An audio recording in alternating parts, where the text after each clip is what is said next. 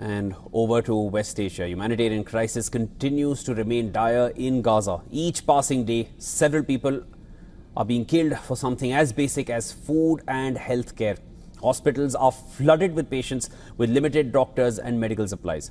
A new group of children evacuated from Gaza received medical treatment in Jordan on Wednesday as part of the ongoing Jordanian Medical Corridor Initiative. And this is the 9th medical evacuation as per the initiative, with Jordan providing specialized care in its hospitals before patients return home to make room for others in urgent need.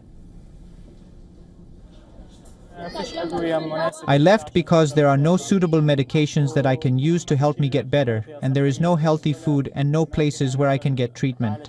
The situation is very difficult in the Gaza Strip, with no suitable medication or suitable food. I left and came here to Jordan so I can receive treatment. And according to the Egyptian Red Crescent Society, in the past 2 weeks, nearly 1,008 trucks have entered Gaza through Rafah.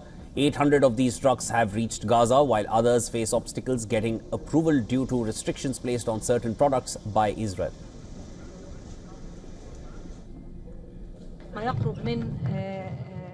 Nearly 1,000 trucks carrying approximately 14,500 tons have entered, 800 trucks of which have already arrived at destination.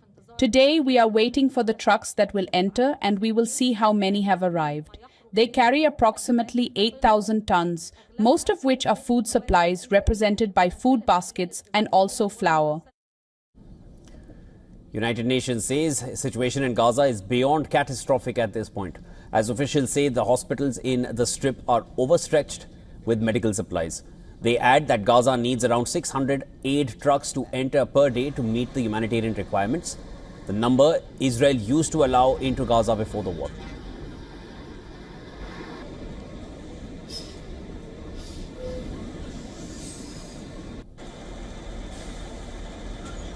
The situation is beyond catastrophic. Hospitals are overstretched. Patients are lying on the floor or in the streets, suffering as beds, medical supplies, and equipment are severely lacking. Yesterday, emergency medical teams were denied entry into Gaza. The World Health Organization tells us that more than 100 health professionals, including surgeons and other specialized medical staff, have been barred from entry since March this year.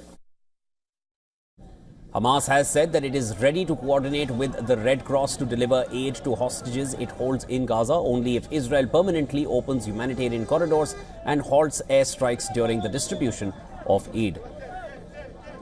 Now, close to 200 Palestinians have died of starvation in Gaza since the war began, and about half of them children, according to Gaza's health ministry. According to local health authorities, more than 20 people died on Wednesday itself when a truck believed to be carrying food overturned as it was swarmed by a desperate crowd. Netanyahu will convene a security cabinet meeting on Thursday evening to approve Gaza war plans, and many, including opposition leaders, are opposing this move.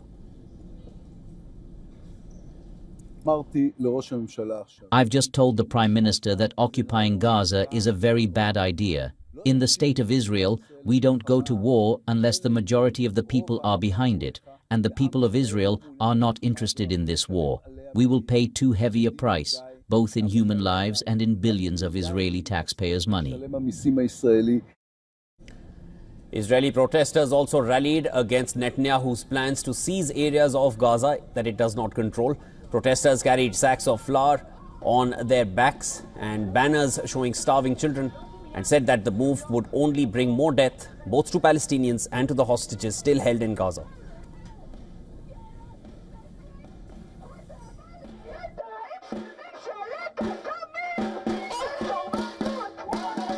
This plan to occupy the entire Gaza Strip has only one meaning, and this meaning is the death of the hostages, the death of the Palestinians, and yes, also the death of the Israeli soldiers. If they send our soldiers to kill and get killed, the only meaning is just more death.